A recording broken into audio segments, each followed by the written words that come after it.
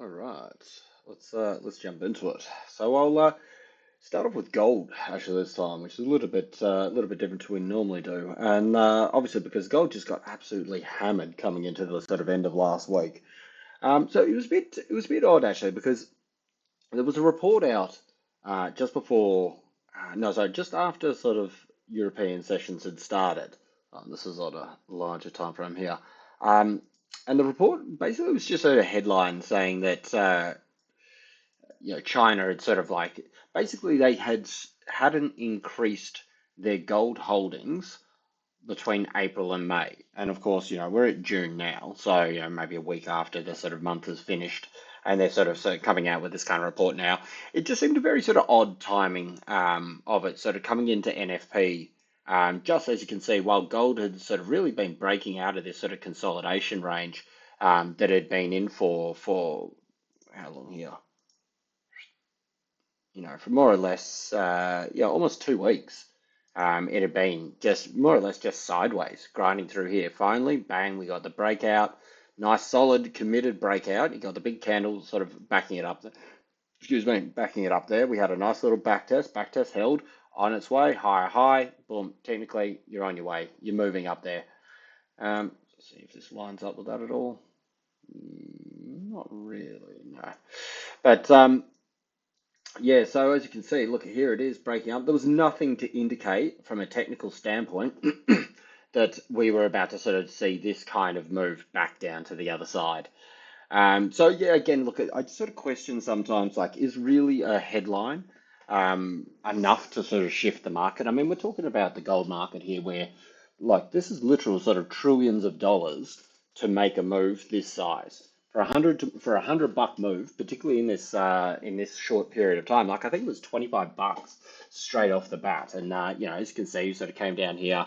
We had NFP afterwards, which obviously sort of sealed its fate and gave that little second move right down to test these main supports down the bottom here. But again, like, is a headline enough to really sort of cause this kind of reaction, or without sort of sounding like a little bit of a tinfoil hat person, is there something more to it? Like, it just seems a bit sort of, yeah, a little bit too perfect, the timing of this kind of stuff. So you can see where I was targeting, top side here, gold moving back up to around this 2400. I thought, look, this is an area where we definitely come into to sort of see, really sort of test how strong the market was. And, it moved up there, but we got to 87, so $13, sure, we dropped to that. But this move through here, I missed this whole thing and I was long through here. So I actually took some pretty heavy hits through here. I tried to sort of catch it down here, and yeah, I just had to close some out coming into the end of the week, and probably one of my worst, well, not worst, but one of my certainly not better days. That was a bit of a rough end to the thing. So yeah, we're gonna have to sort of see how they sort of follow through with it on Monday. We've got a couple of big bits of data coming up now. We've got CPI this week, which is obviously going to be something that the market's looking quite close towards, and you got FOMC as well, and FOMC, to a certain degree at the moment, I kind of feel will be a bit of a nothingness kind of move, because there's like, particularly just after that data that came out on Friday night, the NFP, which I'll get to in a moment, um, there's no chance of the Fed doing anything. Like, they're not going to hike rates just off one NFP print. I mean, that's not even a consideration. And the thought was like, are they going to cut? But even now, like, they're not expecting a cut, and nobody's pricing in a cut this time anyway. So it's just going to be a nothingness. It's going to be a hold. Obviously, what I mean, nothing's ever 100%, but I would say this is a pretty sure bet that they're just going to hold. So I think people are really going to sort of be looking for the looking for the sort of the wording come the press conference afterwards. And I mean, certainly for the last couple of sort of FOMC meetings and that, the press conference is always going to be a mover, but the last couple have really been the thing that sort of moves things around, because it's been a pretty sure bet that they're just going to hold for the last couple of months and that now. So looking to see how dovish they are, looking to see if this last NFP print sort of really sort of gave them reason to sort of stay higher for longer. These kind of things are definitely sort of going to weigh into it. And obviously, if we see continuing strength based on that with the US dollar, I think that's what's going to lead up to potentially a break of these major supports on gold.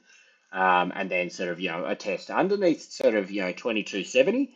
2220 is really the sort of next move. I'll get to how I got to that price in a little bit, but yeah, that's certainly an area which we know is quite a strong support here. And as I first clicked this on, I had it on the weekly, and we can see that with this weekly here, I mean, that is an ugly sort of weekly candle to give that a sort of top up here. Ultimately, though, for me, if I was to say that this was going to be a full top candle, would be if it came out the top up here, and then we saw the body come down like this. Doesn't really fit in this thing here, but no. Anyway, look, if it was a candle like that, so basically you've gone up the top, you've taken out all the stops up here, and then you've hammered down. If you look at this is a weekly, so you know what I mean. You could say yes, this one here took out the previous week's highs, any sort of stops that were sitting here, which we certainly, as I said, have been in this little range for a bit here. It could have taken out a lot of the sort of short stops in that move up through there, and then drove down here. But yeah, as I said, it dropped $100 in a matter of hours into, as you can see, this is a weekly support area. So yeah, you've got to be pretty sort of ballsy to be sort of okay, unless you're sort of short from up here and you're happy to really hammer it and drive it down. You got to be pretty ballsy to be shorting it right now. So this gives me sort of thought that we could potentially see a little bit of a reprieve early in the week. And then certainly if we come back and revisit another time, obviously that's going to be the one that we go through. I don't think, I mean, let's see how the market opens up tomorrow, but I don't think, given that we closed relatively in support, how far underneath this is this? Yeah, oof, $8 or something, underneath the previous closes. I mean, we saw a very similar candle down here coming down, and then obviously next week fired up here. So, to me, it is still an intact range. It's just testing the supports over here. But certainly it's one to be cautious of with long positions, that if we do break underneath, say 2270, 20, like, I mean, look, it could sweep these candle lows here. So that's at 78. So I'd say underneath 2270, I would say that's pretty much an idea that we're sort of, this one, let's put this one down here, that we're sort of confirming a break of this range, and we're going to be heading back down towards 2200.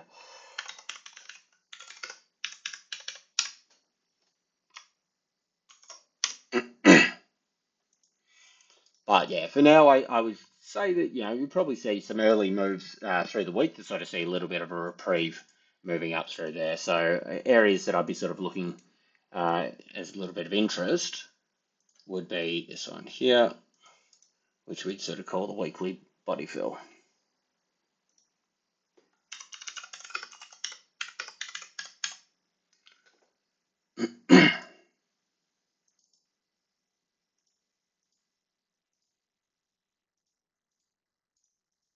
So yeah, getting back up to 23.26, which if we get back down onto lower time frames, a bit of an interesting level that we'll see sort of pop up. As you can see, it cuts right through where we had this lower sort of support area, sort of through the week, or last 2 weeks anyway. So very much could be seeing, as I said 2 moments ago, a little bit of a rally up sort of through the start of the week. If we can get this arrow to work, and then see how things react from there, and possibly some reaction and sell down from there. But generally with these things, you may see a little bit of a sort of an open a little bit lower, just because of this general flow and sort of just the strength of this move still continuing through. But really, the big moves were the one obviously off that news or news headline, wasn't really even news. And then obviously NFP. NFP was actually, and this is the interesting thing, because if you look at the size of the move off this headline, that China's stopped buying, or they've halted buying, they haven't stopped buying, that got you down here. A $40 move, pretty massive. But then sort of when the NFP, I mean, yes, you could say NFP got you all the way down here, but that's still 49. But realistically, off the actual sort of drop of the news, that only went 23. And okay, call this, around this level here. So you know what I mean? That headline seemed to have more of a reaction or affect the market more than actual solid data. Again, it just seems a little bit shifty, and also just the timing in which it came out as well. So without sort of getting too much into this whole, okay, yes, it's just a complete play of the game, we could also say that this could be a bit of, let's clean this up a little bit, get out of these ones.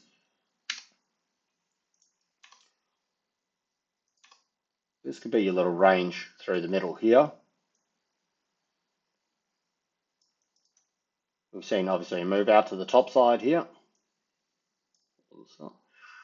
And ranges in this sort of respect do tend to do little sort of pendulum swings. So we can say you've got to move out here. Yes, the movers are definitely a little bit larger coming out to the bottom side here. So through here. And it could just sort of be that it's faked out the top, taken out all those stops, come out the bottom, taken out all, because think about how many people were here. Like, this is the thing, when things consolidate for ages, people are like, oh, once this consolidation breaks, it's going to be a massive move. And yes, that's very true, because, you get all the people that sort of position long with their stops underneath, all the people sort of short with their stops above. And, all week it was sort of finding buyers, finding buyers, finding buyers, finding buyers. They all moved up over the top over here. So you've taken out all the sort of people that were short, they would have had their stops here. We've whipped all of them out. How many people in here are long and thinking, yes, I've caught it, we're going back, all new highs, and then all of a sudden, bang, whips all them out as well. So there's a good chance, again, that, as I said, that this could come back up into this little range, and we could be sort of just yet awaiting sort of CPI and FOMC to sort of see what the next sort of step forward with it is.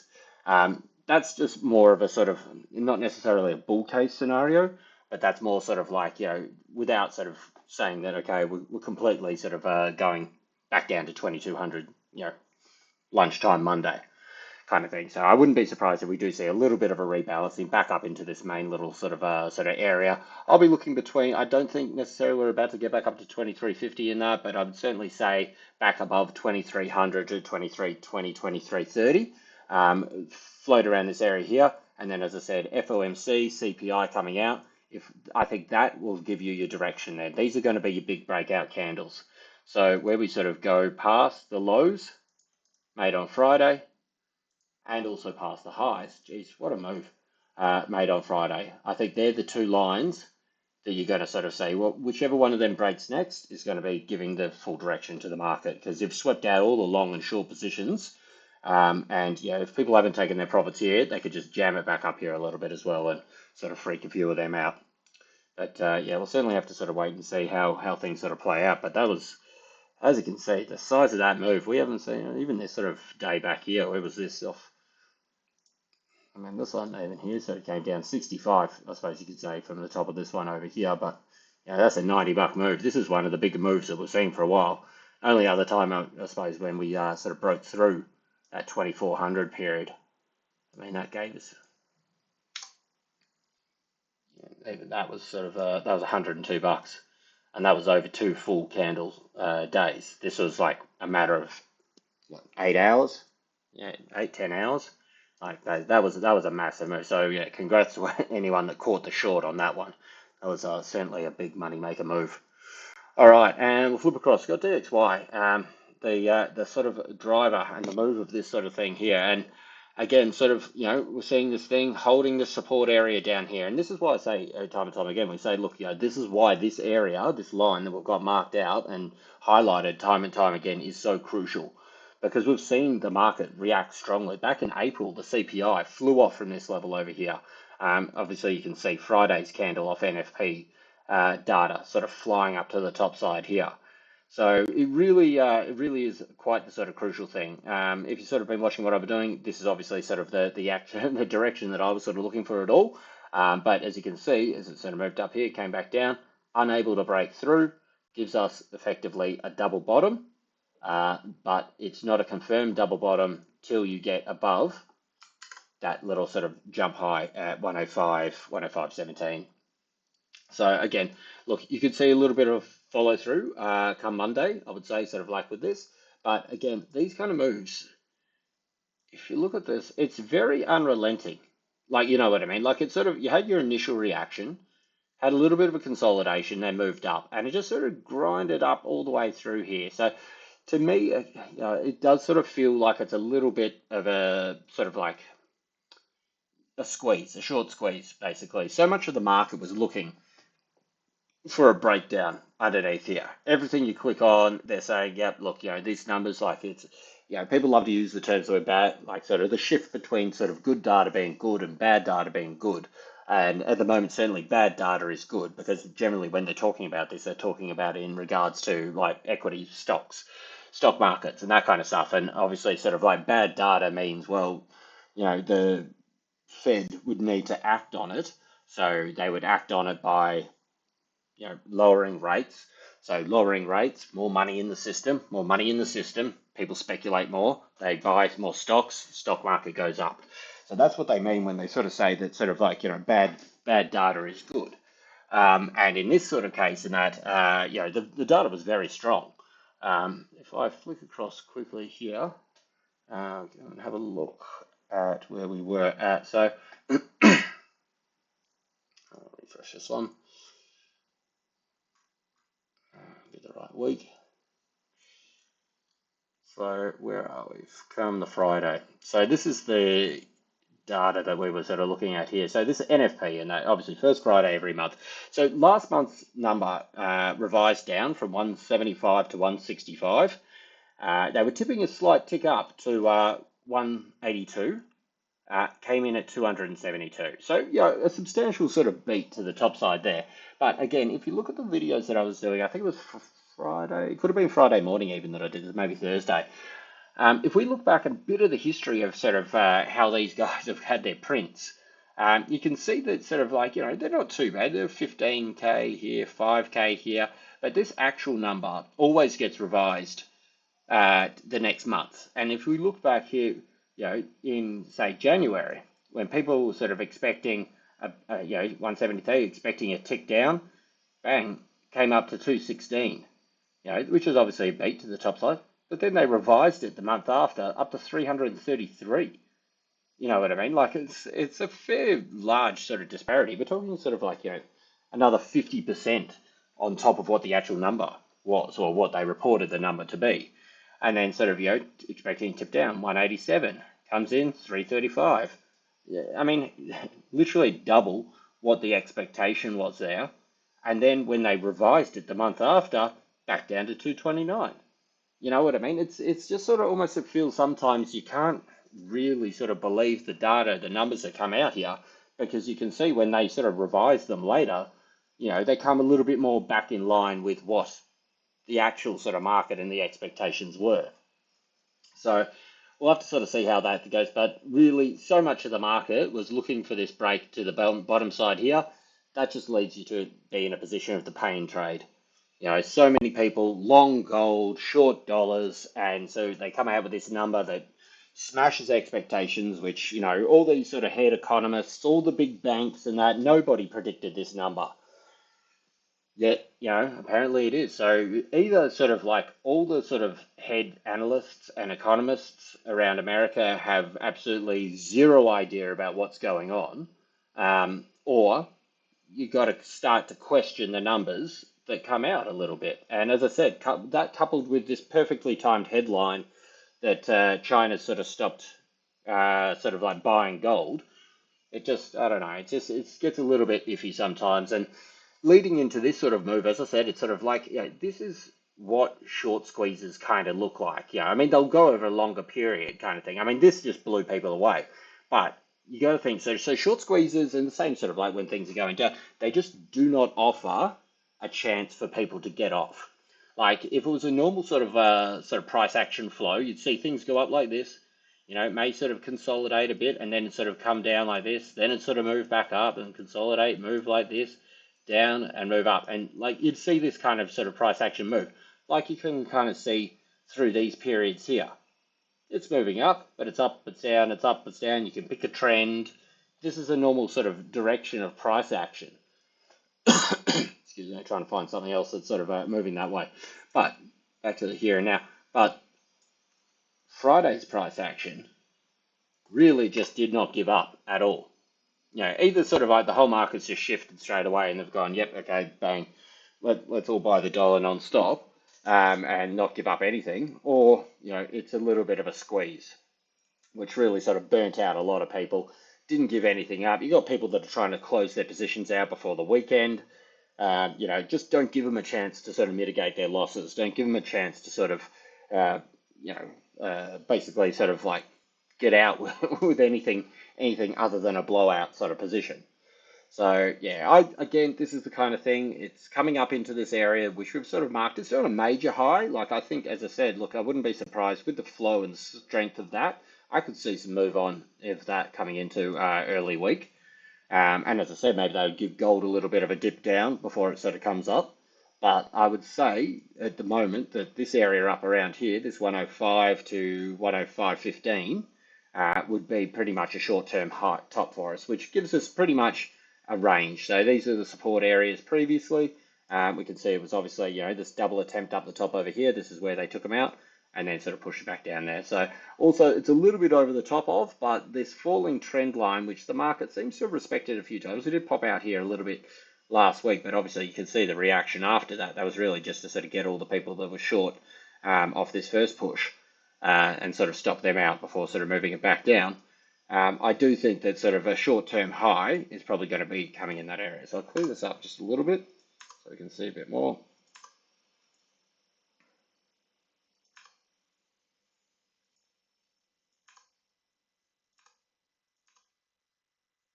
Yeah. So yeah, I would say sort of pretty much we've got maybe another little bit of a push on US dollar, but I don't see it going through 105, 105.15 prior to CPI and FOMC. If they come out at the FOMC and they sort of say, hey, look, you know what, we've seen the data and the economy's bouncing back, it's strong, and you know what, we're going to keep these rates high for longer. Well, then you're going to see US dollar continue to sort of rip up to the top side, and it's pretty much a breakout of this little sort of consolidation through here. But again, sort of I am in the camp of it sort of falling over a little bit more, but you need to respect the idea that no matter whether it's legitimate or not, the market is buying it, like literally and figuratively. But they're moving up to the top side here. So yeah, I'll wait to sort of see how Monday morning opens and that. As I said, I think a bit of rebalancing on gold, that'll give it time for maybe US dollar to come up and then sort of like take a little bit of profits off the top over here to see if it does sort of want to come back down a little bit more. But yeah, certainly an incredible reaction from the NFP. NFP can be as well a little bit jumpy from time to time. So like as the data comes out, it can sort of fly up, fly down, and then sort of move. But this was almost like CPI kind of price action. Whereas the data comes out, the market just goes bang, moves, and doesn't look back. So yes, again, a little bit different from normal. All right, flip across, got Aussie. Aussie obviously suffered quite hard through here. So on the Friday, this is what I was saying, that look, if the data came out and supported it, which obviously we can see now it did, that we'd sort of be taking out this support area through here. I didn't think the fact that we'd sort of touched it so many times so soon, plus we were getting these lower highs coming through here, I sort of didn't think that this was necessarily going to hold, and obviously it didn't. It came down here. I thought this lower support down here may have actually held, but even that, as you can see, decided to sort of blow through to the bottom side over here. So quite a substantial sort of knockback from the Aussie there as well, because the Aussie really has been on the sort of on the top foot, on the front foot for a little while here. Has been sort of consolidating the zone over here, but as we're sort of seeing it now, really you're starting to get a couple of in a row lower highs. These are now technically lower lows. I think we're sort of susceptible to becoming a little bit lower here. I would sort of think that maybe around this sort of 65, 60 area might offer a little bit more support if it does decide to sort of move back down over here. But again, I think that sort of, we could see a little bit of rebalancing of that move come early week. It could follow this kind of sort of path, though, like as I said, a little bit of an early push down. We could come up, retest this for a support, resistance, and then sort of see what happens through here. And so it does put it quite susceptible to a big rollover top. If it if US dollar continues to push higher. Yeah, we certainly could see sort of Aussie, possibly back even down sub 65 in the coming week or so. Certainly underneath 65.60, I'd be looking and targeting another 80 points down to 64.80, so sub 65. So really sort of a failed breakout of this area, or attempts of breakout of this area. So trying to see if there's anything we can get to line up with this. Not really. No, I'm not really too much of a fan of this thing, of this bottom line here. So have to sort of wait and see how we open up come Monday morning. But yeah, I think we can see if we put this onto the 1 hour. This started falling. Actually held up not too bad, all things considered, from when that dart, so this is when China started, the headline about China stopping buying or halting their buying of gold came out. We saw Aussie take a bit of a dip off this one down here, but still only 10, 15 points or so, moved back up. And this is the thing, everything was pointing in the direction like it was set to break out. Euro was set to break 109. Gold was moving up. Too much of the market position in one direction just leads it to moving in the other direction, perhaps, because as you can see through here, there was no rally attempt. I mean, coming into the end of the week, it's Friday. We've just had very strong US data. Maybe some other people would be keen, but I really thought that this lower support area, in theory, should have held a little bit more. But it's just a complete absence of buyers around this zone here.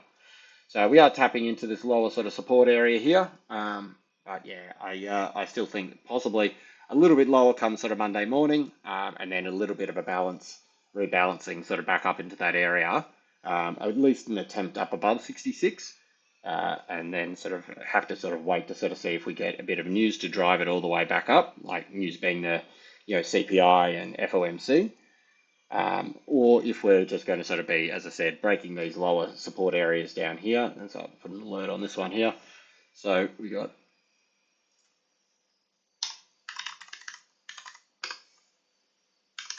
64.80, I think, is an area. Obviously, you've got little areas that'll bounce along the way. But I would say 64.80 is the next sort of supports that you're looking at underneath 65.55. So another sort of 70-point move down there, which is a bit over 1%, which is, again, quite a big move for these pairs. Okay, good. Across to copper. What a disappointment. So I caught copper at just like almost a perfect sort of entry of these ones here. Just in this break here, this candle, as it came up, so around 55, I think it was, so around the zone here. I was like, bang, straight up here. About 1,200 points or so I got up on this trade, which, yeah, I mean, is a decent move in terms of points. And like everything, bang, boom. If you follow anything I do, you know that I'm not a buy and hold kind of trader. I'm in and out, like a bandit, mate. But this one certainly was an experiment. So went from 1,200 points up to whatever I got stopped out down under here. Took a bit of a hit, not super bad, but again, not great after you got into a little bit of a profit area in that. Yes, I could have trailed the stops up underneath this sort of support area here, but I really did think that we had this break of the wedge and sort of moving up through here. As you can see, and like obviously in the videos, this is the area in which I thought sellers would be coming, as we've sort of seen them previously through these areas. We know that this is the area that sort of like the market has valued it one way or another before. Got just almost into it, a couple of points shy of it. And then obviously, bang, they came in and same sort of thing. It moved at the same time that we heard that sort of China headline as well, which is this candle just here. So I was already sort of pulling back a little bit, but sort of that really picked up pace through there and then really bang, back into there. So where are we at now with copper? As you can see, this is the main trend that we've really been looking for. I think a bit of a brighter purple or something. This is the main trend that we've been waiting for price to come back to. And yeah, it looks a bit sort of scrappy up here with all these arrows. But as you can see, we're right down into that buy zone. So Not too fussed. I mean, obviously, you don't like to give back profits and then obviously turn a profitable trade into a sort of loser, but that's the game. That's a life. So we're back at this main trend here. This is the area, as I've got it marked out here for the last couple of sessions, as a big buy area for me. So that's fine. Took the loss into the end of the week. I'll be watching to see how the sort of week opens up. As I said, if I sort of see things start to look a little bit more like they were just a bit of an absolute blow the market out kind of move on Friday, and we start to see a little bit of buying coming in here, I'll be looking to get back long here because the main trend in the middle of the buy zone to me is worth another shot. It would have been nice to catch this move, and well, I did catch it. It would have been nice to bank on this move here, but that's the name of the game. So we're still making lows. We're making a pretty defined sort of high level here. So maybe one more push down here, and then a drive back up. If we do go through this level over here, this is going to be the breakout level for me here. So I'm going to put an alert on this one.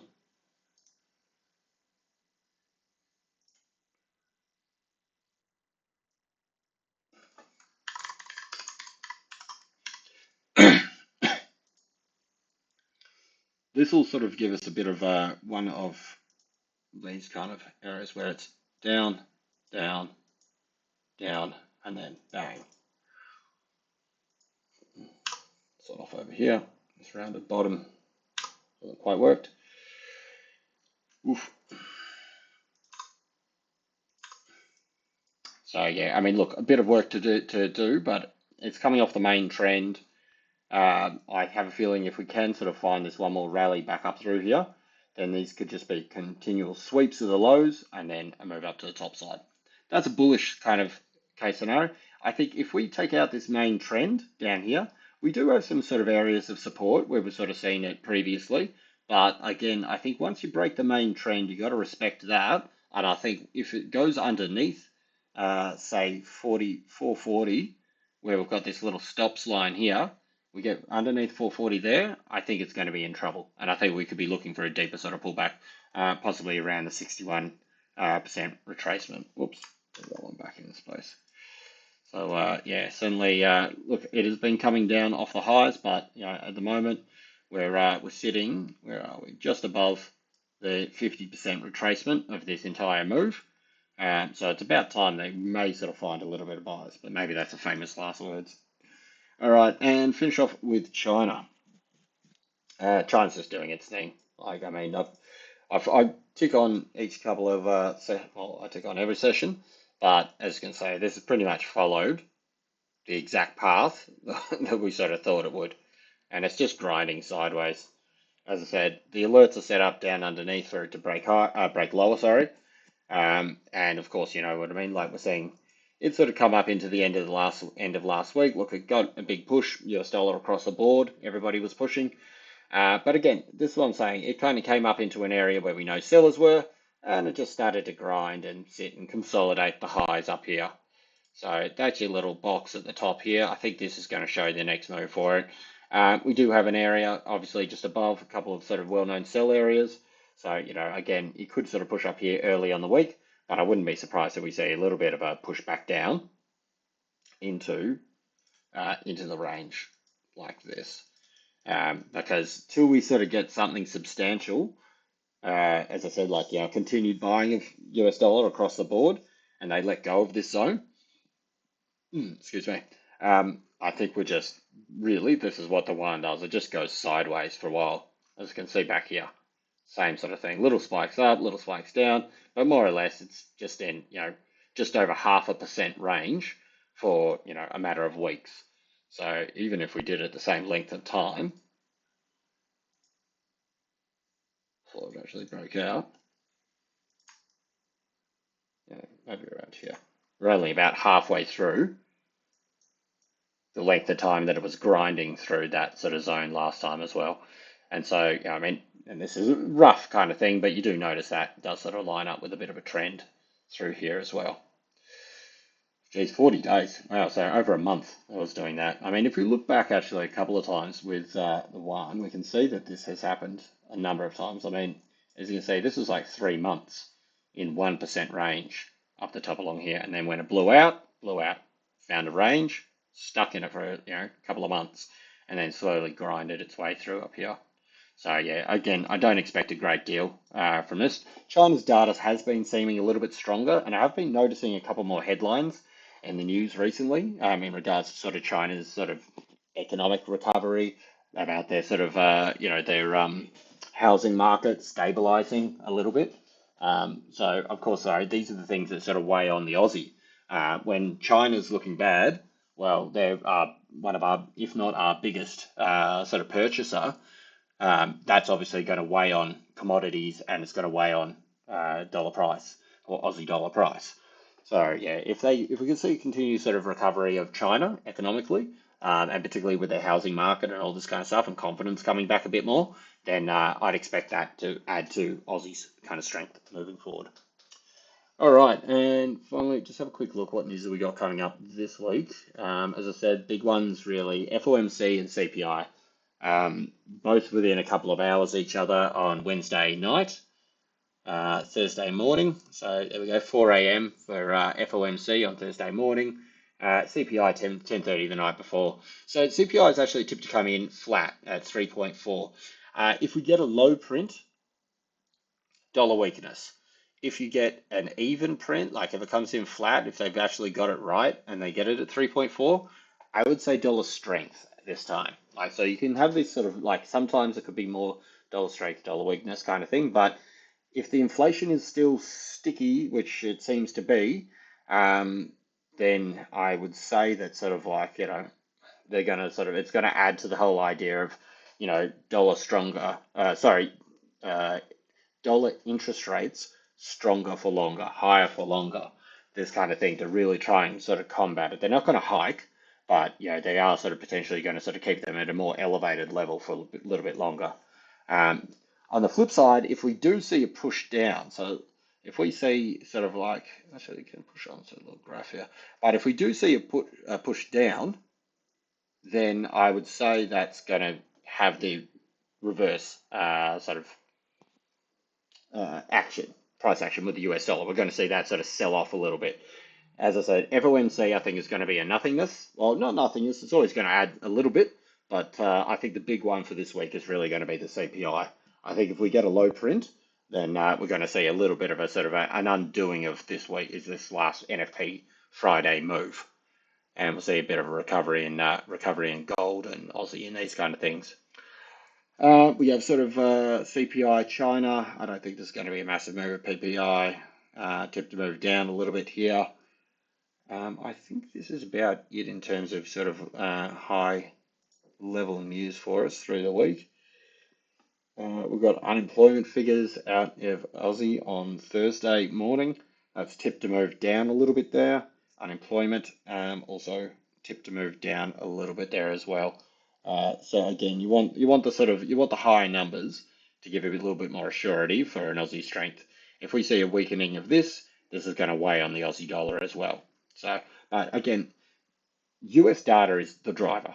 Aussie's just like an afterthought, really. If we get a big move in the US dollar and Aussie's also positive, it can mitigate a little bit of the losses, but it's not going to undo it.